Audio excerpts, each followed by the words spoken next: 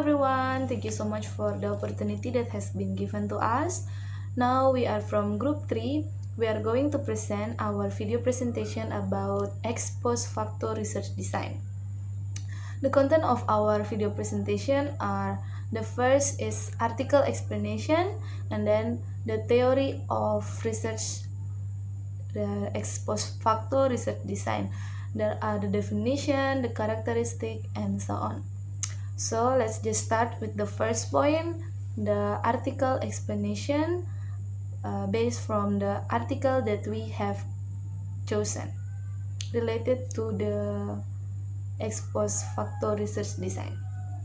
For Kakak Nurwindi, time is yours. Hello, ma'am and friends. I'm Nurwindi Solimbona, and today I'm going to tell you about a journal that we have found from internet.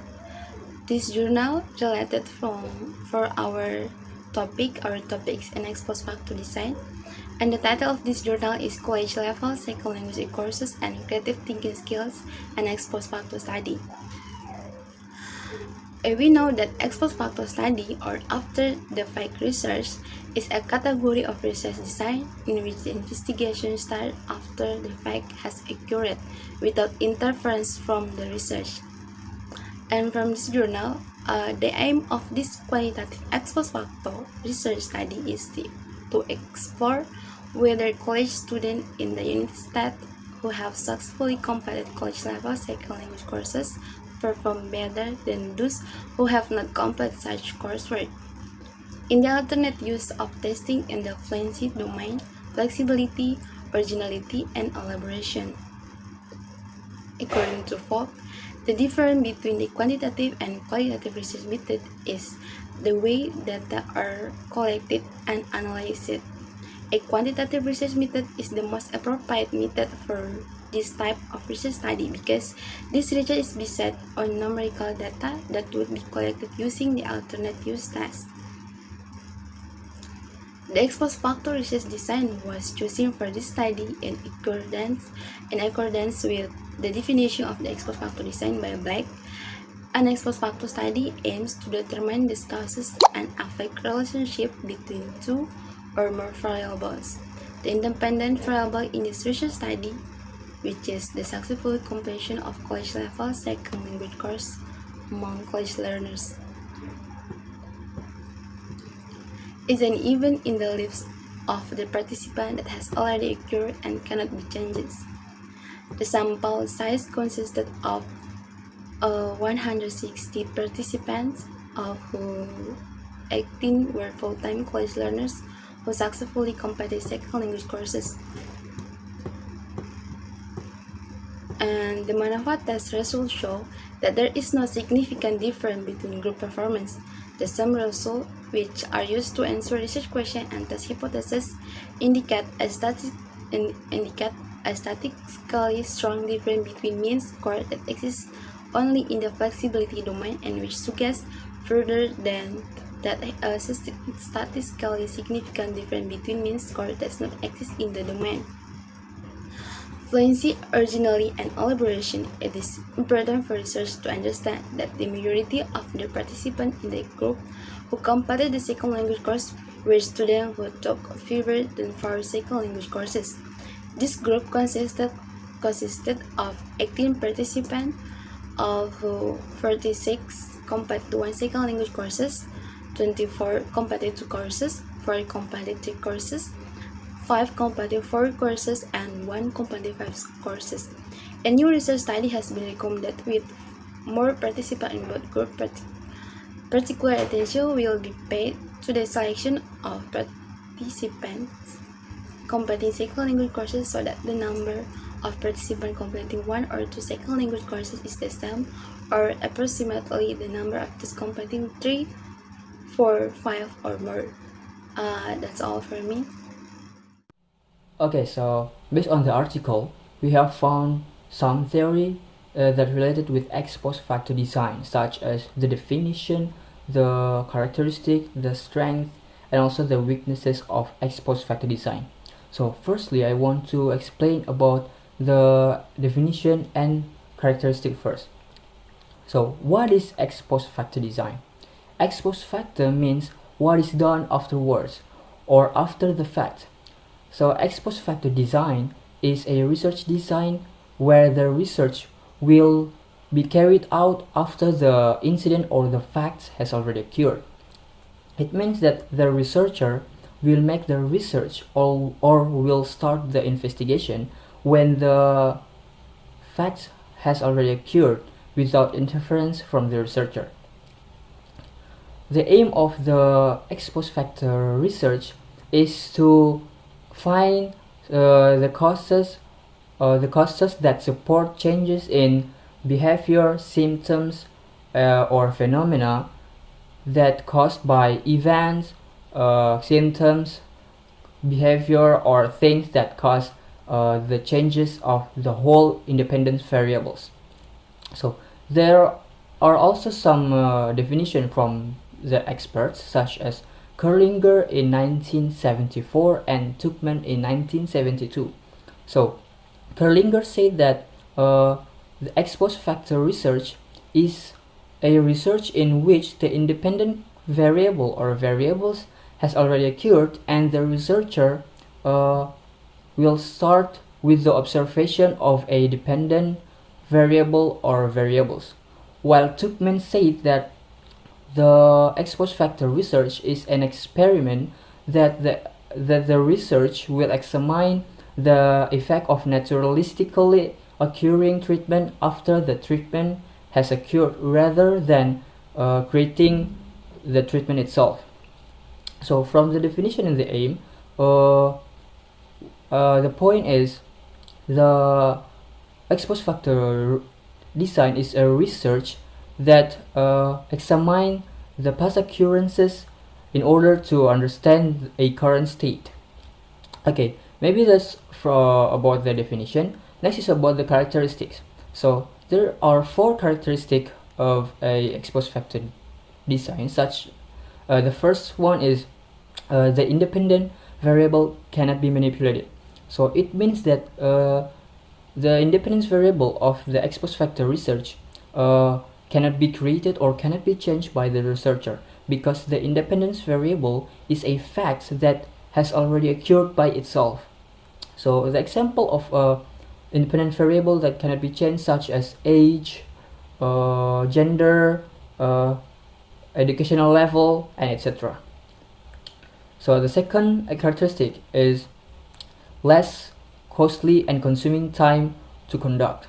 So this type of research doesn't need too much time to conduct, because the variables of this research has already occurred by itself. So the researcher doesn't need to create their own variable. So that is why the ex post facto research only costs less of time. The third characteristic is researcher has little to no control over independent variable.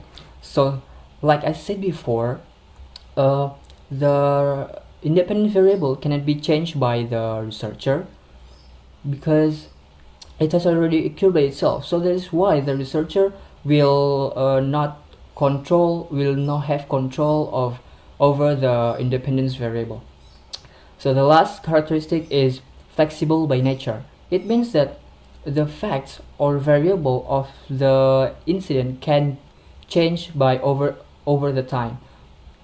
Like I said before, the researcher cannot change the variable, but the variable can be changed naturally by the nature.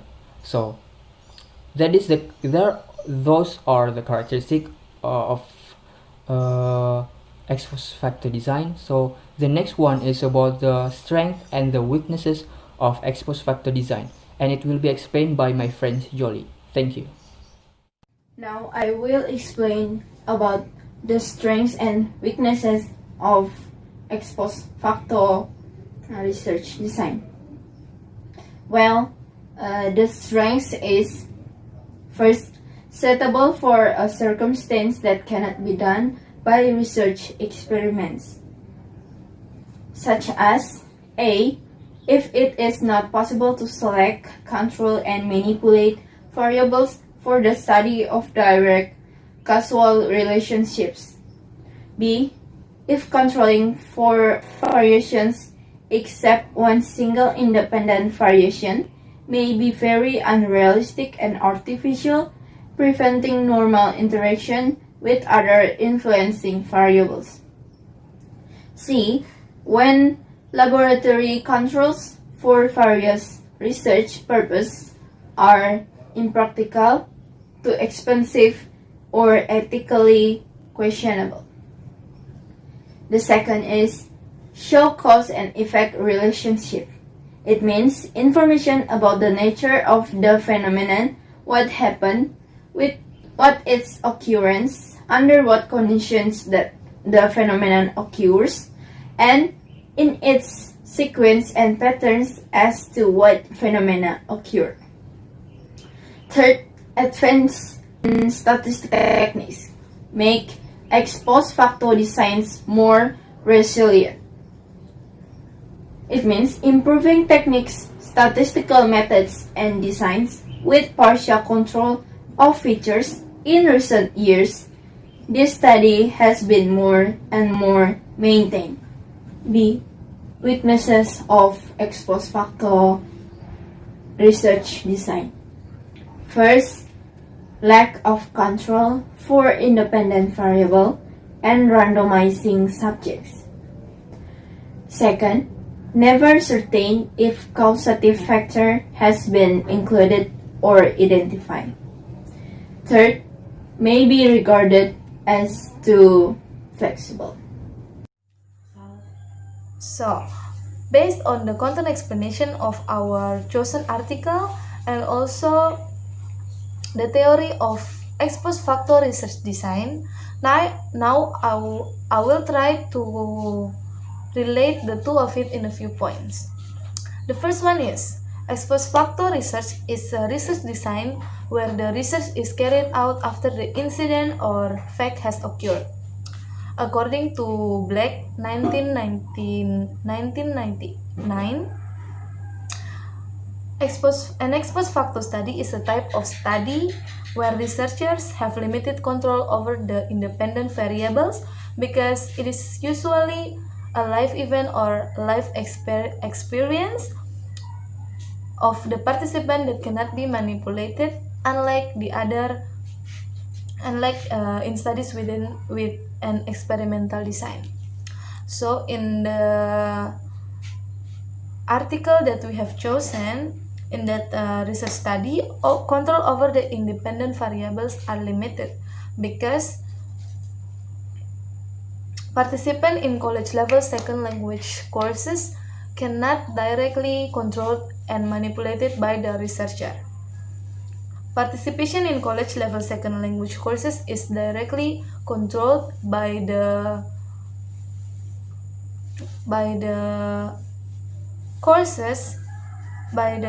college and universities as the participants' willingness to participate in those courses. That is the first. And the second point is the reason or another reason for not using experimental research design on this research study is that the treatment in experimental research study usually only lasts for short period of time or not more than 2 hours, whereas the treatment in this particular research study, which is participation in college level second language courses, is expected to last longer than what is appropriate in experimental research design. Thank you so much. That's all from us.